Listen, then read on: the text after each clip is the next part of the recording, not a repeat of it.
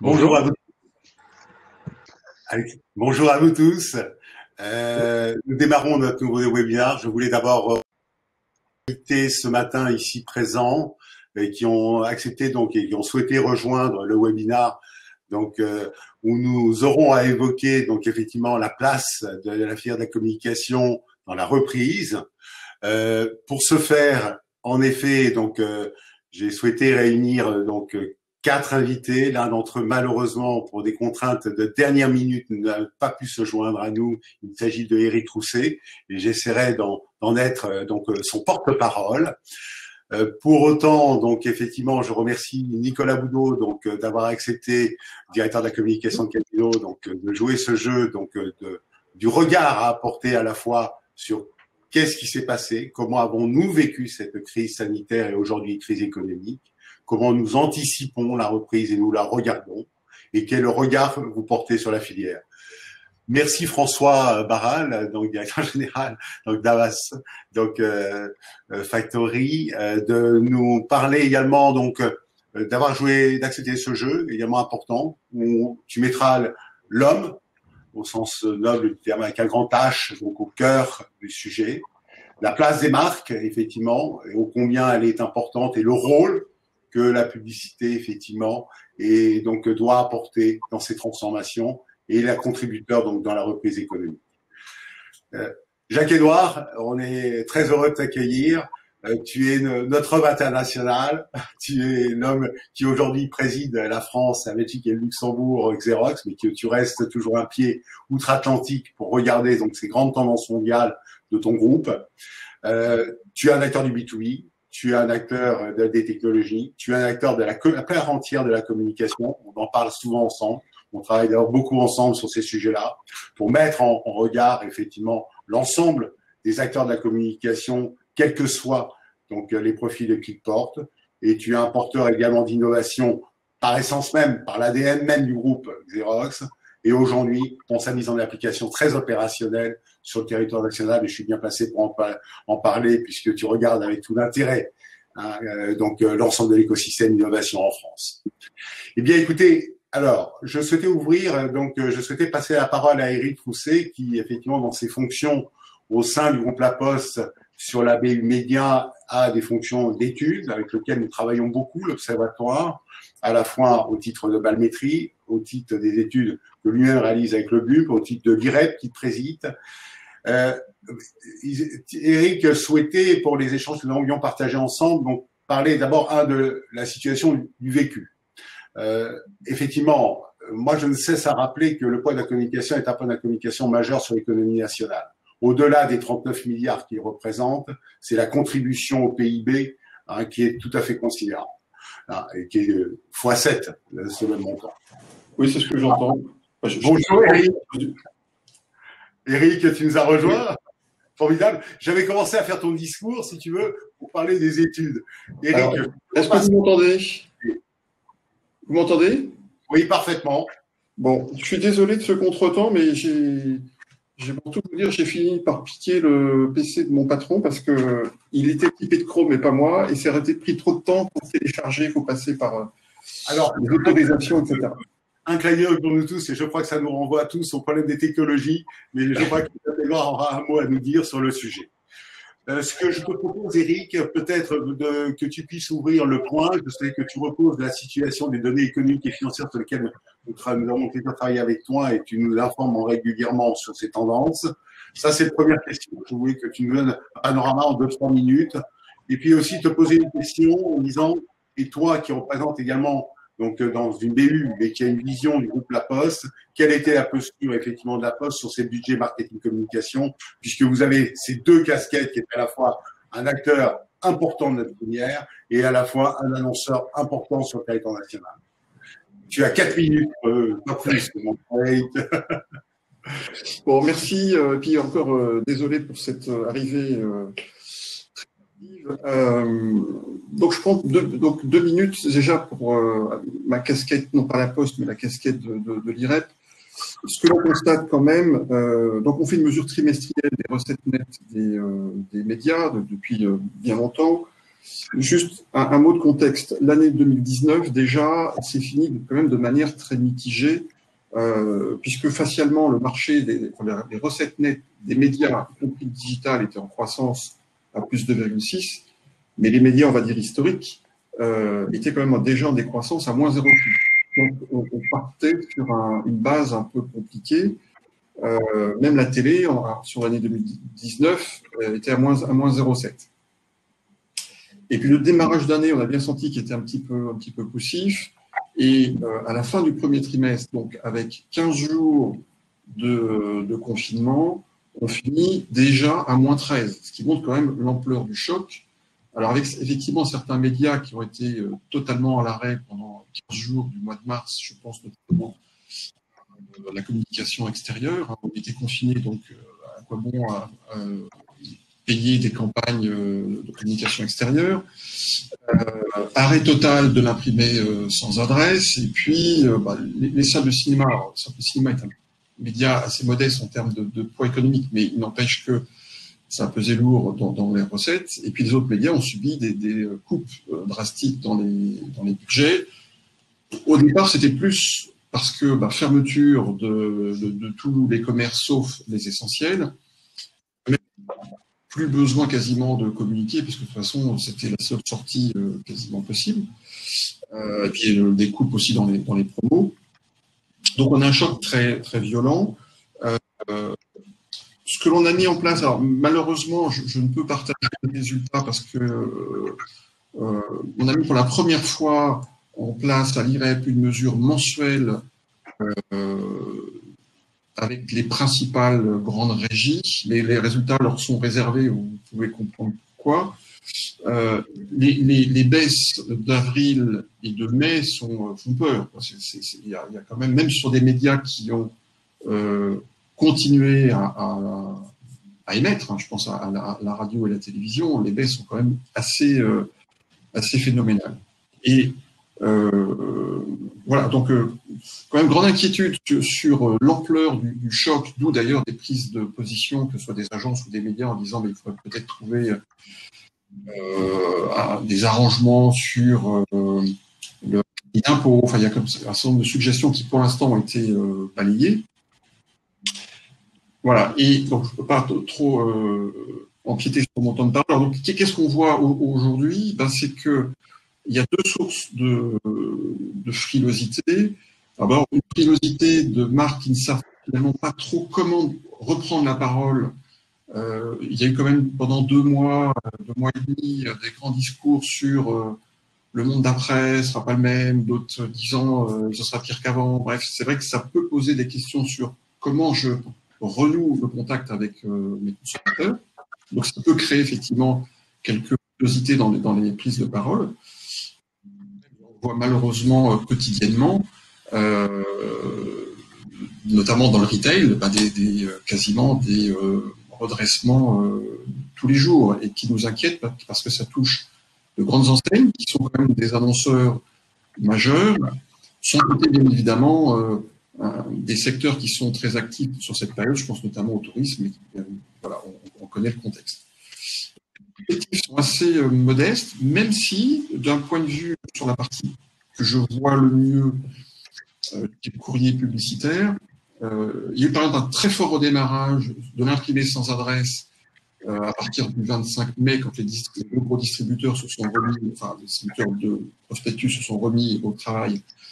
Mais là, depuis quelques semaines, je dirais la source se tarit parce qu'il y a en fait ce qu'on constate, c'est que le fait d'avoir reporté les soldes semblerait avoir un impact négatif en termes de prise de parole d'un certain nombre d'enseignes. Évidemment, ça va être très tardif. On va arriver en plein milieu de l'été, les gens vont passer à autre chose, on croit sur ces campagnes et on verra plus tard. Et sur le courrier adressé, on a pour le coup un léger rebond. Alors, on est très loin bien évidemment d'un mois de juin normal, mais les chiffres sont moins mauvais que ce qu'on avait espéré. Donc manifestement, il y a quand même, notamment à travers des programmes CRM, la volonté d'être un peu dans du one-to-one. Mais il est clair qu'on est de toute façon dans le rouge par rapport à l'année dernière, par exemple. Mais ça semble moins pire que nos prévisions que l'on avait faites au mois d'avril. Eric, peut-être un point de perspective horizon 31 décembre, tout au moins dans les travaux que vous avez menés, sur quelle, je dirais, tendance sommes-nous, si on veut donner quelques chiffres. Alors, oui, Nicolas. Je suis navré de donner un chiffre qui va pas être bon, mais on a travaillé effectivement au sein de l'IREP avec France Pub et également nos confrères de Kantar. Vous savez qu'on communique autour d'une marque qui s'appelle le Bump. Et nos prévisions pour l'année 2020, sous réserve que dès septembre, on va dire que l'économie soit libérée, notre prévision de l'évolution de la communication dans son ensemble, donc ça va au-delà des médias, mais ça prend en compte vraiment toutes les facettes, c'est moins 23%. Donc c'est quand même un choc inédit par son ampleur. Un point sur un sujet sur lequel j'aurai le plaisir de revenir en conclusion. Quelle est la part aujourd'hui, quelle est la position du groupe La Poste, si tu peux bien sûr nous communiquer, par rapport au budget de communication qui était initialement prévu? Y a-t-il eu des prises de position particulières? Qu'est-ce que tu peux nous en dire? En tant qu'annonceur, effectivement, on n'a pas du tout touché nos budgets médias, en tout cas pas à date, ce qui est plutôt bon signe. Vous avez peut-être pu voir en médias, communication pour Colissimo. Là, maintenant, c'est sur le courrier publicitaire, justement, que l'on espère relancer et contribuer notamment au relancement du retail. Donc, même sur nos projets, des projets structurants au-delà de la com, aujourd'hui, le groupe a fait le choix de ne pas désinvestir. Je suis prudent, hein, je dis aujourd'hui. Donc, j'espère que c'est de bon augure pour la suite. Merci Eric. Nicolas, tu es un grand penseur, un retailer. Vous avez été mis quand même sous les feux de la rampe également pendant cette période de confinement. Tu as une lecture extrêmement transversale du retail qui porte la lecture sur l'ensemble des enseignes qui proposent le groupe Casino. Vécu, la perspective, ton point de vue, la vision de la filière, des annonceurs, le sur-dialogue. Ok, merci Dominique. Pour reprendre ce qu'a dit Eric, nous on considère que toute crise est mécaniquement révélatrice de tendances préexistantes et accélératrice de ces tendances. Dit autrement, qui surgira probablement de la crise du Covid, c'est une transformation de l'univers de la communication où un certain nombre d'acteurs s'en sortiront et d'autres disparaîtront ou seront contraints de se transformer par pression économique pour essayer de se réinventer et de réexister demain. Moi, pour ma part, de ce que j'ai vu pendant la crise, dans l'univers de la communication, et en intégrant le fait que cet univers de la communication soit ultra hétérogène et ultra dense, donc j'oublierai, sans le vouloir, bien entendu, un certain nombre d'acteurs dans mes propos, mais je crois que les cabinets de conseil en stratégie de communication, les agences de conseil, dit autrement les cabinets d'influence, s'en sont plutôt bien sortis parce que ils savent gérer les crises et qu'ils ont été utiles à leurs annonceurs.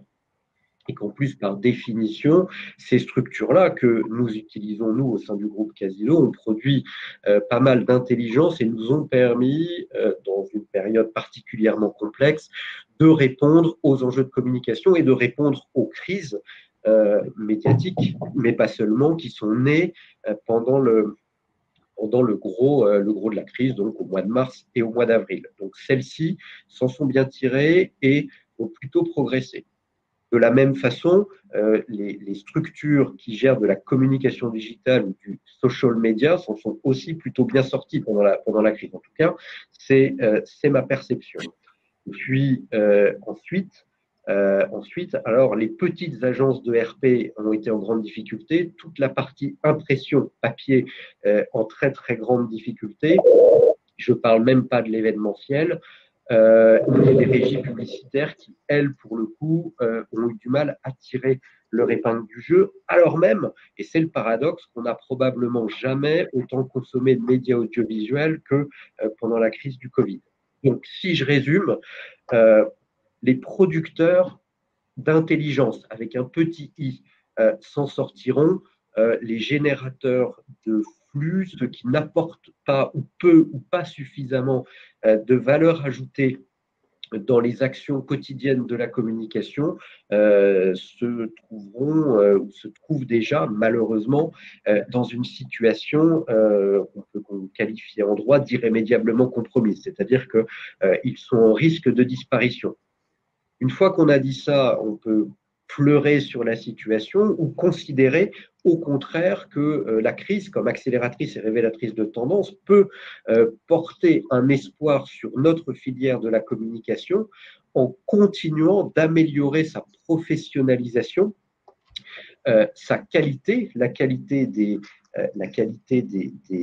conseils qui peuvent être délivrés et la qualité de celles et ceux qui, dans cette filière-là, dans ces structures-là, survivront à la crise et permettront aux entreprises, aux annonceurs comme le groupe Casino, d'autres aussi, d'améliorer encore leur capacité de toucher les consommateurs. Pour ce qui nous concerne, les citoyens, parce que malgré tout, c'est aussi le rôle d'une entreprise que de toucher les citoyens et au final de provoquer probablement une émotion positive auprès des consommateurs, des Français et en tout cas des êtres humains qui auront survécu au Covid. Voilà en substance, hein, pour résumer, grande hétérogénéité de la situation et la densité de la filière de la communication ne permet pas de donner une réponse ultra tranchée, mais je voulais malgré tout en conclusion donner un message d'optimisme sur la transformation possible du secteur. Cher Nicolas, une petite question avant de passer la parole donc à François. Les budgets communication marketing du groupe Casino ont connu une baisse, une coupe sombre de leurs dépenses ou au contraire ont été maintenus, voire accélérés, je ne sais pas. Alors mes propos, ma réponse n'engagera que le groupe, c'est-à-dire la holding de contrôle des enseignes, pas les enseignes qui sont autonomes sur leur budget de marketing. Pour ce qui nous concerne, les budgets de communication, c'est-à-dire les honoraires des cabinets de conseil en stratégie ne vont pas bouger. L'événementiel, par définition, on l'a coupé, tout simplement parce que, par pragmatisme, hein, on ne sait pas si dans les événements qui ont pu avoir lieu ou qui auraient pu avoir lieu à l'automne, nous serons confinés ou pas et on pourra se réunir ou pas, donc ils ont été coupés. Et puis, nous avons, et c'est un micro-paradoxe, plutôt pendant la période de la crise, et j'imagine que l'on pourra continuer, plutôt augmenter les budgets de marketing au niveau du groupe en termes d'insertion publicitaire notamment, donc les budgets régie publicitaire. Et puis, pour les enseignes, nous les avons un peu aiguillonnées pour qu'elles puissent sponsoriser des émissions de télévision, tout simplement par pragmatisme aussi, quand on a vu que les budgets devenaient un peu plus accessibles pour nos enseignes qu'ils n'étaient avant la crise. Bon, voilà, nous, on a, par pragmatisme, plutôt soutenu le sponsoring média pendant la crise. A contrario, l'événementiel a disparu et en parfaite cohérence avec ce que j'ai dit, les budgets honoraires des cabinets de conseil en stratégie de communication ont été maintenus et idem pour toutes les agences ou cabinets de communication digitale. François, merci à toi, Nicolas. François, donc ton regard, ta perspective, toi au cœur de la communication, toi qui dois être à la réponse des grandes marques et des grands annonceurs. Je ne sais pas si j'ai la réponse, mais pour rebondir sur ce que disait Nicolas, d'abord reprendre les mots, une crise, c'est quelque chose d'une hyper-violence. Sénèque disait que c'est un assaut de la nature. En latin, c'est un assaut, la traduction du mot crise. Donc c'est un truc qui est irrésistible, qu'on prend, mais qui est ponctuel. Et en grec, krei, c'est séparer, filtrer, distinguer. Donc après la crise, on revient à un état, entre guillemets, normal. Donc en fait, cette crise, il ne faut pas se raconter d'histoire. Ça faisait quasiment 10 ans qu'on était en hypercroissance. On la voyait venir et on se doutait bien qu'à un moment, elle serait mondiale. Alors on pensait que ça serait une banque, une défaillance, etc. On ne pensait pas que la planète s'éteindrait en quelques jours, dans un clin d'œil qui me fait penser au film de Orange d'il y a une quinzaine d'années, qui, pour promouvoir l'Internet, je ne sais pas si vous vous souvenez, sur une musique très légère, l'ensemble des terriens mettaient un truc noir tout autour pour éteindre la planète, et on avait 2 astronautes autour de la Lune en orbite qui découvraient que tout d'un coup la Terre disparaissait et s'éteignait, et appelaient Baïkonour en disant « on a un problème ». Ce qui était valable pour raconter l'Internet et la petite planète nous a montré qu'effectivement la Terre s'est arrêtée en un instant. Alors, qu'est-ce qu'on peut voir? On peut voir que d'abord, tout le monde a plus ou moins bien réagi et que les groupes de communication, le télétravail ça a fonctionné. Il y a eu très très peu de discontinuité dans les productions. Il y a une très très grande présence auprès des clients. Nicolas le soulignait. Et en fait, tous les clients étant extrêmement preneurs de toutes les bonnes idées, je pense qu'on n'a jamais autant travaillé en influence, en communication de crise, en digital. Effectivement, il y a 2-3 secteurs qui ont été vraiment totalement à l'arrêt, les transports, l'événementiel, tout ce qui touche Mais à la limite, les questions qui étaient posées avant la crise sont les mêmes qu'aujourd'hui.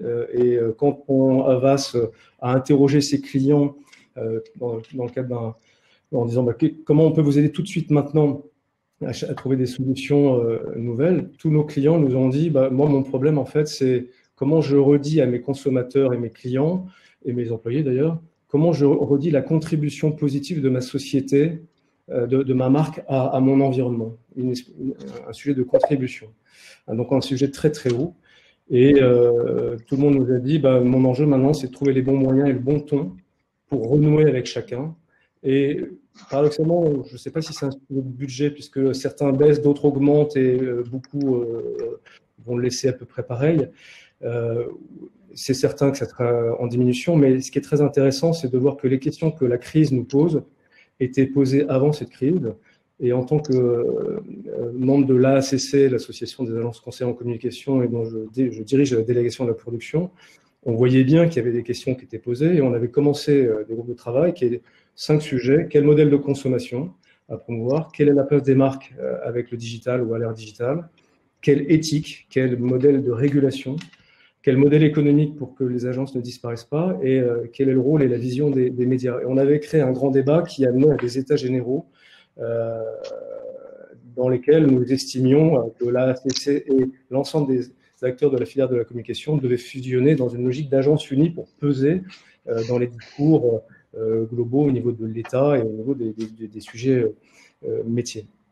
Alors la question, pour moi, qui nous est posée, dès lors qu'on parle de crise et qu'on parle de reprise, on appelle ça le monde d'après, mais en réalité, pour moi, il y a beaucoup de choses qui ne vont pas changer. Je pense que malheureusement, si on regarde la dernière crise de 2008 et si on regarde 10 ans après, beaucoup de choses, on s'était dit plus jamais ça, on est retombé totalement dedans, et je crains que ça se repasse de la même façon. Il y a 2-3 trucs, moi, que je pense qui ne vont pas changer et sur lesquels nous, ensemble, on doit se déterminer. C'est déterminer la valeur de notre métier, c'est-à-dire, et notamment de répondre à une question, quand on est annonceur, quand on est une agence, est-ce qu'on vend et on achète une idée, une création, ou est-ce qu'on achète un livrable, un délivrable? Et c'est pas du tout le même prix. Et ça pose la question, en fait, de la bonne perception du travail des agences, et il y a souvent une confusion dans la rémunération des agences entre des agences conseils qui vont accompagner dans le temps et positionner des clients, et puis des agences de production, de flux de production, notamment sur le social, dans lesquelles, évidemment, le livrable est très mécanisé, automatisé. Ça n'a pas la même valeur, donc il ne faut pas en attendre la même chose, mais effectivement, je pense qu'il faut clarifier cette ligne de flottaison entre les deux sujets pour pas essayer de rémunérer une idée qui vaut très cher au prix d'un livrable qui est fait par une machine. La deuxième chose qui va rester à mes yeux, c'est faut pas attendre que la communication règle des problèmes d'organisation chez les annonceurs ou de pertinence produit. De vouloir dire qu'il ne faut pas faire la publicité des 4x4, le sujet n'est pas là. Le sujet, c'est les produits. Et notamment, je pense que le rôle des agences est de pouvoir aider les annonceurs dans cette logique de désiloisation, d'analyse des process, et pas seulement de l'aval du livrable en question. Et je pense que ce qui était déjà à l'œuvre avant, on va continuer, c'est le travail des cabinets de conseil. On va se travailler avec Polyconseil, des polytechniciens qui nous aident en amont transformer les organisations, notamment des retailers, pour qu'en aval, les systèmes de production automatisés soient beaucoup plus justes. Et puis, ce qui va pas changer, c'est la versatilité de nos annonceurs qui veulent du local et du français, mais qui vont tous faire leurs courses à Alibaba, donc qui nous mettent en tension. Et ce qui ne va pas changer, c'est pourquoi est-ce qu'on est là? Pourquoi est-ce qu'une marque est-elle là? À quoi on sert? Et donc, cette logique de meaningful, Havas dit effectivement, préciser les bénéfices fonctionnels, les bénéfices individuels, et ce qui est de plus en plus nouveau, les bénéfices collectifs. N'oublions pas que les 3/4 des marques peuvent disparaître du jour au lendemain, les consommateurs s'en foutent éperdument. Ça calme un peu nos ardeurs et l'importance de nos discussions. Et il y a peut-être un truc qui va changer, c'est la radicalisation des attentes de l'opinion publique. Et je dis peut-être parce que comme l'opinion publique et donc la consommation est très versatile et très parfois incohérente ou ambivalente, il y a peut-être, comme le dit l'agence W du groupe Havas, la fin du marketing où on pousse des produits et on passe maintenant au contributif. Quelle est la place des marques en termes de contribution sociétale et pas seulement de produits? Donc évidemment, on va tous aller vers le marketing frugal, on va faire des économies, on va s'engager à mieux faire. Mais la question qui nous est posée, c'est comment est-ce qu'on continue à créer ensemble de la valeur économique? Et maintenant, comment est-ce qu'on crée en plus de la valeur, j'ai presque envie de dire, morale? Et il y a un truc qui est très intéressant, c'est les labellisations avec le B Corp qui arrive d'Angleterre et des États-Unis, où si nous ne sommes pas labellisés B Corp, ça veut dire que c'est comme il y a 15 ans, si la voiture n'avait pas l'airbag ou le pot catalytique, on était exclu du marché. Et il y a un truc qui, à mon avis, ne changera pas, c'est la question de la publicité qui est hyper clivante, avec un truc qui apparaît avec la Convention citoyenne pour le climat, où la publicité, maintenant, il est question de la réguler pour réduire les incitations à la surconsommation, et on est rangé dans le lot de la pollution. Donc, en fait, la publicité devient une pollution. Et c'est à nous d'être capables de résoudre ces problèmes dans notre quotidien d'utilité, presque de valeur morale, pour ne pas se retrouver pointés du doigt comme des gens qui sont hors sol et qui n'ont plus compris la société, qui sont découpés de la société. Et pour terminer, oui, je vous confirme, une crise, ça filtre au sens grec, donc certains tomberont, des petits, des gros, je ne sais pas lesquels. Je pense que ces schumpeteriens, ils seront remplacés, si possible. L'idée, c'est que ce ne soit pas nous qui tombions. Mais moi, le point que je veux souligner, c'est cette espèce d'ambivalence et de contradiction et d'irrationalité des consommateurs et des marques, parce qu'on veut un peu tout. Mais il y a un moment, c'est d'être capable d'être cohérent dans nos discours et dans la durée, d'être capable de se transformer et d'en payer le prix avec des partenaires agences, des agences conseils dans le long terme, de façon à arriver à cette fameuse transformation. Et un point pour le coup qui est certain qui va changer, et c'est toujours dans les crises, on voit le truc très visible, on voit pas ce qu'il y a derrière. Moi, c'est cette notion de consentement. Juridiquement, la RGPD a créé, vous savez, sur les sites web, c'est j'ai compris et il y avait j'accepte tout. Et maintenant, il y a je refuse tout. Et derrière ce choix qu'on va laisser au client, c'est la possibilité ou pas pour lui d'adhérer à une marque, de donner son identité et ses éléments. Et là, on passe d'une logique de publicité intrusive à une logique de publicité d'adhésion et de consentement. Et ça, c'est un véritable changement. Et le seul truc qui m'a marqué le principal truc qui m'a marqué pendant le confinement, c'est que les seules marques qui ont surperformé, c'est Netflix. C'est sur les plateformes où je donne un consentement et je paye par abonnement. Et malheureusement, ce sont les lieux où ni vous ni nous, entre guillemets, ne sommes, et ça pose un vrai sujet de fond. Merci François. Jacques-Édouard. On a beaucoup parlé des marques, on a beaucoup parlé des consommateurs. Le B2B est un élément déterminant dans la communication, nous le savons. Et je reviendrai effectivement à cette logique de cette grande filière qui sont toutes parties prenantes. La lecture internationale, eh bien, qui mieux que toi peut l'apporter pour prendre la température tous les jours. Au regard de ce qui a été dit, quelle est ta vision? Et toi aussi, homme, comme je l'ai rappelé en premier lieu, d'innovation, comment tu vis donc cette situation, cette crise? Comment l'as-tu vécue? Comment l'as-tu passée, surmontée? Comment tu anticipes les éléments de reprise sur une vision bien sûr nationale, mais aussi internationale, parce que je crois que chacun d'entre vous le rappelait, c'est une crise mondiale, c'est une crise française. Donc, quelle est ta lecture? D'abord, comment j'ai passé cette crise, on va dire comme tout le monde, avec beaucoup d'humilité. Elle a été frappante, brutale, rapide, et puis maintenant, on essaie de concentrer un peu tous nos efforts sur la reprise. Alors, pour essayer de répondre à la question, quels sont les éléments de la reprise, je vais mettre en perspective 3 événements qui se sont passés pour nous dans les 5 à 6 dernières semaines. La première chose que nous avons faite, alors ça, c'était très franco-français et belgeo-belge. On a contacté tous les acteurs qui sont nos clients de la filière de communication. Et on avait une approche avec eux qui leur demandait, OK, comment ça va?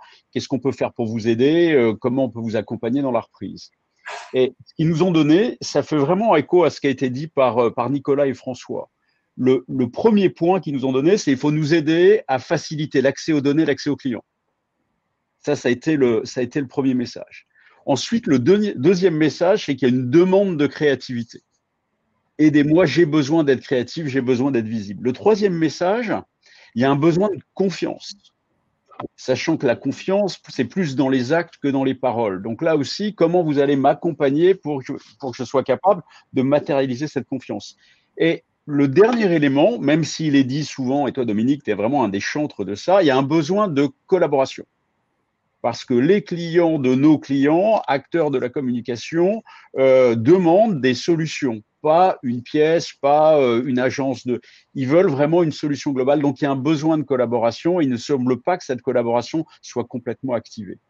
Donc, ça, c'est le premier événement. Vraiment, nos clients acteurs de la communication, il y a eu 2 groupes. Il y a ceux qui ont été complètement fermés et il y a ceux qui ont été en activité sur des applications un peu spécifiques. Le deuxième message, et je pense que tu faisais référence à ça, c'est l'étude que nous avons faite, le sondage que nous avons mené auprès de plusieurs milliers de décideurs informatiques. On l'a fait aux États-Unis, au Canada, en France, en Allemagne, en UK et en Espagne. Et les questions que nous avons posées, c'est d'essayer de comprendre comment allait évoluer l'environnement de travail. Et là aussi, il y a un moment où on a beaucoup de discours sur c'est fini, tout va changer. Bon, au final, on s'aperçoit que la réalité, en tout cas telle qu'elle est perçue par les gens qui mettent en place les infrastructures, sont un peu différentes. La réalité, elle dit que il y en a près de 9 sur 10 d'entre eux qui disent que dans les semaines qui viennent, les collaborateurs des grandes compagnies vont revenir au bureau. D'accord? Donc, le work from home complet ne semble pas se matérialiser. La deuxième chose, et ça c'est encore plus intéressant, il y a 7 décideurs sur 10 qui disent que la crise que nous avons traversée en France, que nous traversons encore dans un certain nombre de pays, a posé de sérieux problèmes à l'organisation. Donc, dans un monde a priori déjà interconnecté, il y a 7 décideurs, 7 patrons d'infrastructures qui disent que ça a été un vrai problème et la technologie a été la cause, ou le manque de technologie a été la cause principale du problème. Et là aussi, 7 décideurs sur 10 disent qu'ils vont investir. Et quand on leur demande comment vous allez investir ou dans quel domaine, et là, il y a toujours à peu près les mêmes questions. On va investir dans l'automatisation des processus, on va investir dans la flexibilité de l'environnement de travail et on va investir dans la personnalisation de la relation client. Et puis le troisième événement qui est assez amusant, il y avait d'ailleurs un collègue de François d'Avas UK. C'est un événement qu'on a organisé un peu sur le même format que celui que tu organises aujourd'hui, Dominique, qui est un webinar qui a rassemblé, alors le succès a été un peu une surprise pour nous, plus de 450 personnes. C'était centré sur l'Europe de l'Ouest. Et le titre du webinar, c'était Print and Creativity. Donc je ne vais pas refaire le détail de ce webinar. mais simplement 3 messages. Alors, je vais commencer par Marc Fides, qui est un collègue de François, qui a vraiment insisté sur le fait que le print était un support humain. If you mean it, print it. Bon. Le deuxième message qui était aussi intéressant, et là c'est un acteur de BBDO qui l'a dit, il dit que le print est pour l'instant le meilleur média qui permet d'agir, de ressentir. Make me do, make me care. Et puis celui qui m'a le plus interpellé, c'est peut-être le dernier message. C'était un professeur de psychologie qui disait qui mettait en avant que le print était nouveau, donc cool pour les nouvelles générations. Donc, il y a un effet de recommencement qui est assez intéressant. Bon, c'était juste un clin d'œil par rapport au print. La période actuelle, si je devais la résumer, et je suis vraiment en accord avec ce qui a été dit, hein. La première chose, alors c'est un peu paradoxal parce qu'on a eu l'impression, notamment au mois d'avril, que tout s'arrêtait, mais c'est probablement la raison, l'accélération des transformations qui étaient déjà engagées. Donc ça, je pense que c'est un point très positif. Donc ce qui s'est passé pendant 8, 10, 12, 14 semaines a été extrêmement douloureux, mais ça va en fait nous aider à accélérer des révolutions qui avaient déjà commencé. Le deuxième sujet, c'est que je pense qu'il y a une plus grande acuité, une plus grande clarté des enjeux. Ils sont pas nouveaux, ils existent depuis un moment, mais je pense qu'ils sont maintenant extrêmement clairs dans l'esprit de chacun. Puis la dernière chose, et tu parlais des grands groupes, Dominique, et Xerox ne fait pas exception d'ailleurs. Les décisions dans cette période vraiment délicate sont quasiment toutes remontées dans les directions générales. Ça veut dire que les prochaines décisions seront plus stratégiques que tactiques. Tu parlais du maintien des investissements publicitaires, mais je pense que c'est vrai dans à peu près tous les domaines. Donc, pour les gens qui ont des solutions, c'est l'opportunité absolument unique d'être en contact direct avec ceux qui peuvent faire changer les choses. Donc là aussi, c'est peut-être un paradoxe, mais je pense que cette crise va donner l'opportunité de mettre en avant un discours un peu différent, une organisation un peu différente, des moyens qui ne sont pas ceux qu'on utilisait il y a encore 3 mois. Donc, moi, je suis plutôt positif. On a passé la plus grande partie. On l'a passé en France probablement un peu mieux, même si j'écoutais des commentaires ce matin qui disaient que la crise allait être sévère en France. Ok, on a l'habitude. Mais je pense que il y a vraiment une opportunité pour ceux qui amènent quelque chose dans les semaines et dans les mois qui viennent. Cette opportunité se refermera, mais je pense qu'elle existe vraiment. Merci à vous tous. Peut-être Alexandre, y a-t-il peut-être une question qui se répète et qu'il faudrait que nous puissions poser à nos invités? Tu entends? Bonjour à tous. Effectivement, il y a un certain nombre de questions qui circulent et pour lesquelles vous pouvez effectivement vous faire témoigner. Notamment, quelle est votre lecture de la place de l'innovation dans la communication de demain? Avoir une courte réponse de chacun des intervenants, parce que je pense que vous portez effectivement, pour chacun d'entre vous, cette dynamique d'innovation. Sur ce point, je voudrais dire un mot. Merci Alexandre. Sur ce point, je voudrais dire un mot. On n'a pas, on a toujours été effectivement porteur donc de l'innovation. Il est vrai que pour autant, nous sommes souvent plaints que la part de l'investissement des grandes marques, mais aussi des acteurs de la filière en matière d'innovation était très faible. Donc, oui, et est-ce que cette période-là redonnera du souffle à un secteur qui malheureusement n'a pas été complètement écouté? Peut-être que la technologie ou leurs évolutions le permettront. Je voudrais rajouter ces points-là, parce que malgré tout, soyons lucides, le poids d'investissement en matière d'innovation reste faible. La transformation de l'innovation n'est pas réussie. On sait que l'innovation a été profondément arrêtée pendant la période du confinement et post-confinement. Les Martech, les Comtech et la tech. Donc, voilà. Nicolas, tu souhaites répondre sur ce point? Oui, je vois les questions qui s'affichent et je vais essayer de répondre à un certain nombre comme ça de façon résumée. Donc d'abord sur l'innovation, oui par définition. Après, toute la question est de savoir ce que veut dire innovation. Si c'est s'inventer ou se réinventer, la réponse est oui. Est-ce qu'on se réinventera avec le print? À titre personnel, je ne le crois pas. Est-ce que la RSE va sauver la com et les annonceurs? Non, pas une seule fois. La RSE va nous faire prendre des virages et va être un outil de communication, un point d'appui sur la communication et pour les annonceurs pour reprendre langue avec les citoyens et avec les clients, mais la RSE va pas sauver le monde, puisque pour que la RSE existe, il faut bien que l'entreprise, les groupes, les entreprises produisent en parallèle. Il y a assez peu d'entreprises en dehors de quelques associations qui ne font que de la RSE. Donc c'est un outil, un pas de communication. Ce sera sans doute important, mais ça va pas résoudre la question, je crois. Et est-ce que la presse papier va disparaître? C'est une des questions qui se posent. Moi, je crois que oui.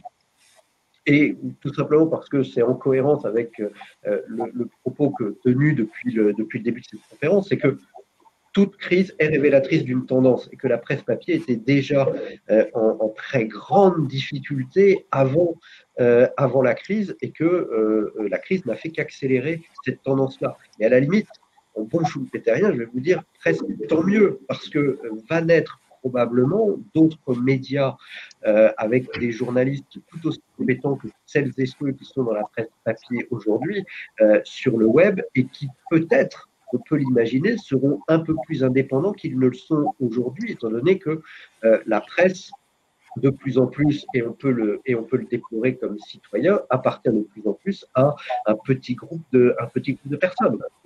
Et donc, on peut imaginer que avec un développement sur les points .fr, on puisse retrouver une forme d'indépendance des médias, en tout cas de la presse, et ce qui est bon pour la presse dans ces cas-là est bon pour la démocratie. Le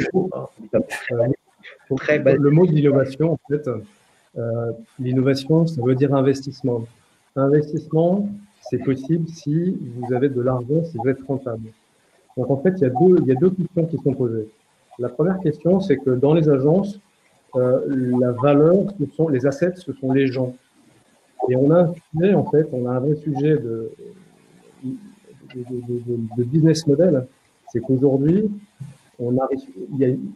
alors que les cabinets de conseil vont vous vendre quelqu'un qui a fait 4 ans, 5 ans d'études, vont vous le vendre à un niveau X, quand les agences vont présenter exactement le même profil, il y a une décote de 30%.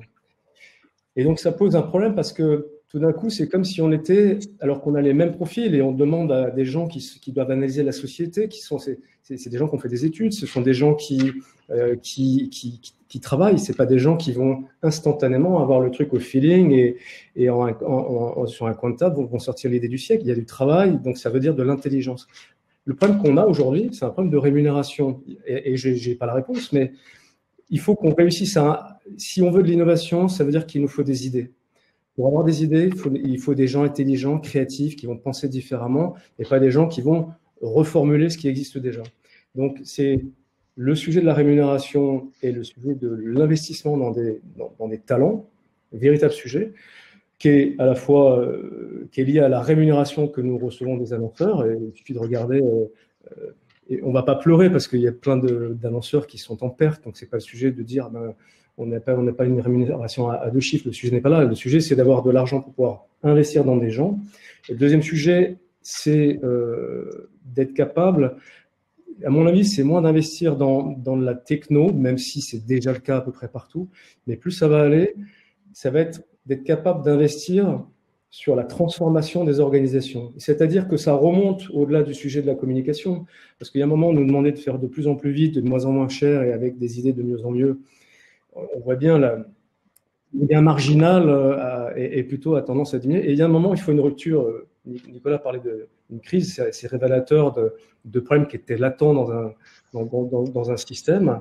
La secousse sismique qu'on a eue, elle reflète ce problème qui est latent, qui est que on attend des agences de régler un problème qui souvent n'est pas que un problème de communication et qui, pour pouvoir le régler, requiert un sujet de transformation, de désiloisation.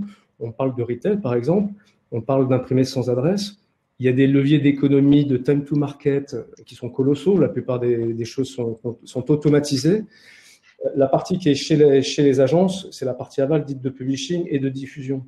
La partie amont, c'est 80% du temps de travail, elle est chez l'annonceur. On peut le modifier, on peut le travailler avec des cabinets de conseil et en conséquence, on va diminuer et optimiser le temps lié à la production et optimiser le reach, c'est-à-dire les tonnes de papier qu'on imprime pour rien du tout.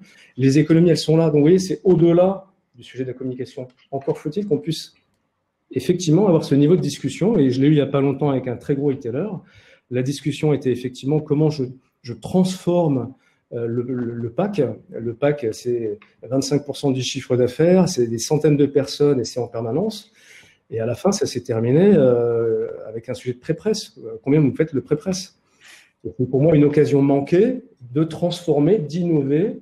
Et c'est pas un sujet de techno, c'est un sujet d'organisation, de bonnes personnes, effectivement, d'appréhension du sujet de façon stratégique et pas que en termes de pricing. Merci François. Eric, Jacques, je te laisse la parole tout de suite. Non, je voulais juste réagir sur les deux questions. Je pense que à la sortie d'une crise, la problématique numéro 1, c'est la problématique du cash. D'accord? On a parlé de la profitabilité des annonceurs. Donc, c'est pas le sujet de l'innovation en tant que tel, mais le sujet des problèmes qu'on doit résoudre.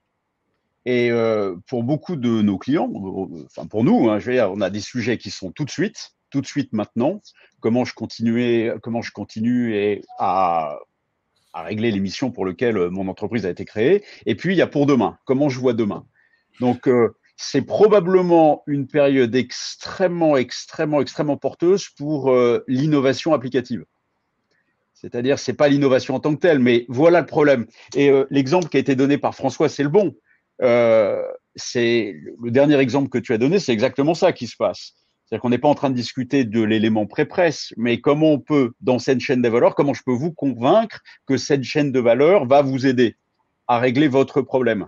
Parce que j'imagine que le problème de cet annonceur, c'est pas le coût du pré-presse. C'est l'ensemble. Donc là, l'innovation va jouer un rôle parce que le lien entre les data, les clients, le plus de créativité, le support, si c'est pas le papier, ça va être un autre support pour répondre à Nicolas avec un clin d'œil. Là, l'innovation peut jouer un rôle parce que c'est pas forcément les solutions qui sont maintenant en œuvre chez tout le monde qui vont répondre à ces problématiques-là.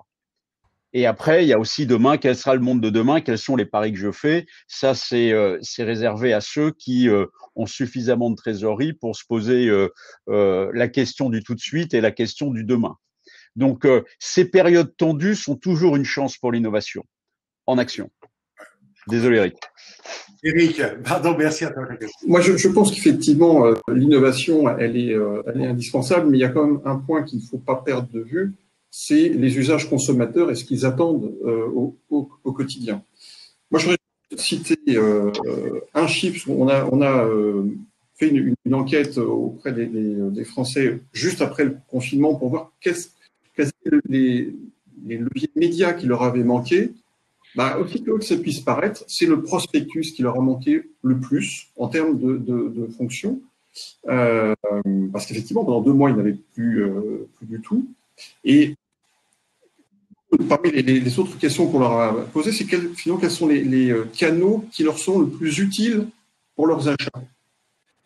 C'est là aussi, c'est encore le prospectus. Alors, ça ne dit pas qu'il ne faut pas faire les autres canaux. On sait bien que la notoriété de marque se construira beaucoup plus facilement avec de la télévision et d'autres canaux qu'avec le prospectus, mais ça montre quand même que certes, l'innovation, elle est indispensable pour préparer l'avenir, mais il ne faut pas oublier aussi que le consommateur, il a aussi ses routines, ses usages, et que il faut réussir à combiner les deux. Il ne faut pas aller finalement plus vite, en tout cas dans la mise à disposition des plans de communication, que ce que les Français sont prêts à accepter dans leur quotidien d'aujourd'hui et de demain. Bien. Merci à toi, Eric. Je voudrais rebondir sur ces points et prendre parole. Et puis, on arrive au terme de nos échanges et on pourrait y passer sans nul doute la journée ensemble. Je l'ai vu lorsque j'ai préparé avec vous, on a passé avec Bertha plus d'1h30, 2 heures à échanger, à partager, à se poser des questions. Moi, ce que je crois qui est un élément important et qui est un élément sur lequel nous fédérons à l'Observatoire depuis le premier jour, il y a maintenant plus de 10 ans, c'est qu'un, de toutes les façons, je crois qu'il ne faut jamais mettre en opposition ni les agences, ni les médias, ni l'événementiel, ni la filière industrielle. Il faut que l'ensemble de cette chaîne, qui contribue véritablement à l'économie de la communication, soit véritablement décloisonnée. Je crois que peut-être que cette crise sanitaire, cette crise économique permettra peut-être à cette réunion. C'est ce que tu disais d'ailleurs, François, tout à l'heure. C'est qu'à un moment donné, il faut que tout le monde se parle. Parce que la communication, je crois qu'il est évident qu'effectivement, de toute façon, les marques en ont besoin. En auront toujours plus besoin.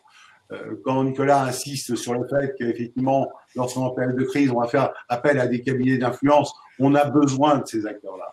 Maintenant, en effet, il faut aussi que la contribution de la filière de la communication se fasse de façon cohérente, quels que soient les canaux utilisés. Et comme nous l'avons inscrit dans cette filière, on parle, oui, des agences, oui, des médias, oui, de l'événementiel, oui, des industries, il faut aussi qu'on y intègre, ce que nous avons fait depuis 5 ans, l'ensemble des entreprises innovantes qui sont dans le numérique, qui sont les Martech, les Comtech, les Adtech, ils font l'ensemble, le tout d'une chaîne. Chacun portant sa contribution aux uns et aux autres. Cessons une fois de plus de ne pas être, et profitons de cette situation, de pouvoir tous partager ensemble pour effectivement contribuer au besoin qui est celui de la grande marque et de son annonceur. Je crois que même si Nicolas dit la presse c'est fini, oui, mais elle va se renaître. Elle va renaître autrement. Et ce n'est pas complètement fini. Mais je crois que ne mettons pas en opposition, Jacques-Edouard a bien montré, les études qu'on fait sur la performance du papier. Pourquoi mettre en opposition le papier sert à rien? On sait très bien qu'il est utile. Il faut arrêter de dire. Bien sûr que le numérique est stratégique. Bien sûr que la technologie est stratégique. Je crois que si on doit avoir un maître mot, et je pense que si nous devons avoir un combat à mener tous ensemble pour mieux répondre aux annonceurs, c'est que cette filière doit être réunie, porter à la fois peut-être parfois effectivement l'idée au livrable, mais parfois le livrable est tout aussi important que l'idée. S'il est mal livré, le livrable, c'est une catastrophe. Et puis il y a un autre point sur lequel, en conclusion, je souhaitais apporter, et j'attire votre attention, c'est la problématique de la technologie. On a bien vu aussi, on a parlé Jacques-Edouard ensemble hier soir, aujourd'hui, on est confronté à une situation où la tension sur la technologie a été immense pendant cette période de confinement. On a tous travaillé différemment. On a été en télétravail, on a essayé de trouver de nouvelles idées.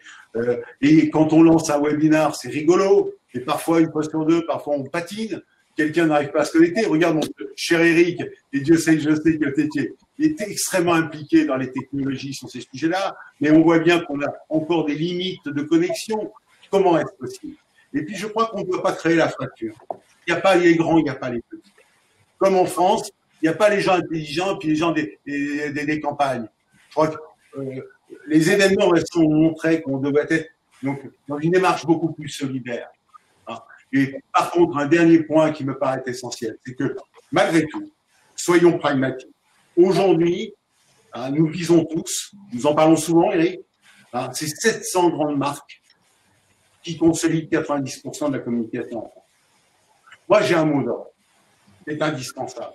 C'est que ces 700 grandes marques, on a besoin qu'elles redémarrent très vite dans la bande de la communication et qu'elles réinvestissent dans la communication. Parce que c'est un contributeur à la dynamique économique. Et ne nous trompons pas.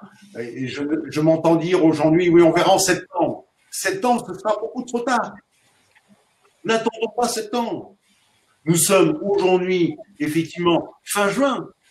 Et on nous dit, oui, mais on va commencer à penser en vacances. Non. Bien sûr, il faut peut-être penser aux vacances. Mais je pense qu'on y a été un peu quand même. On veut non. Et celui qui me dira le contraire, je ne le croirai pas. Donc, aujourd'hui, je pense qu'il faut qu'on soit véritablement dans cette vérité. Et moi aussi, je fais un appel vraiment très important aux 700 grandes marques qui composent ces 90% de la communication. Redémarrons ensemble. Faites appel aux acteurs de la communication, quels qu'ils soient. Faites appel à l'innovation. Ils vont vous apporter des idées. Et redémarrons, réinvestissons. Et je suis sûr que la dynamique économique sera en rendez-vous. Et on accélérera cette dynamique. N'attendons pas la rentrée septembre. J'ai peur que ce soit beaucoup trop tard. Et ça fera encore plus de dégâts que ça nous fait aujourd'hui. Voilà les messages. Je voulais vraiment insister sur ce point. L'ensemble de la filière est concernée. Arrêtons d'opposer les uns les autres. Deuxième point, en effet, tenons compte de notre population. Il y a des gens qui ne sont pas connectés, qui ne pourraient pas participer à notre webinaire. Moi, j'ai un de mes amis qui est journaliste, il n'est pas capable de se connecter à moi pour faire des visioconférences. Il est journaliste, parce qu'il est en zone grise, il n'a même pas d'Internet. Je crois qu'il y a des vrais sujets de fond qui se posent. Et je pense qu'avant de parler du tout digital, ou avant de parler du tout visio, ou avant de parler du tout télétravail, je pense qu'il y a des grands principes à réguler, et ceux-ci en font partie, et sûrement plein d'autres. Je voulais à tous vous remercier. Merci à nos intervenants. Nous aurons le plaisir de nous revoir de toute façon régulièrement. On poursuit donc notre cycle effectivement de webinaires. Répondez aux questionnaires que nous avons lancés sur la situation qui est celle que vous vivez aujourd'hui. On a besoin de vous. Merci à vous tous. À très vite. Et encore, merci de fidélité. Merci. Bye. Bye.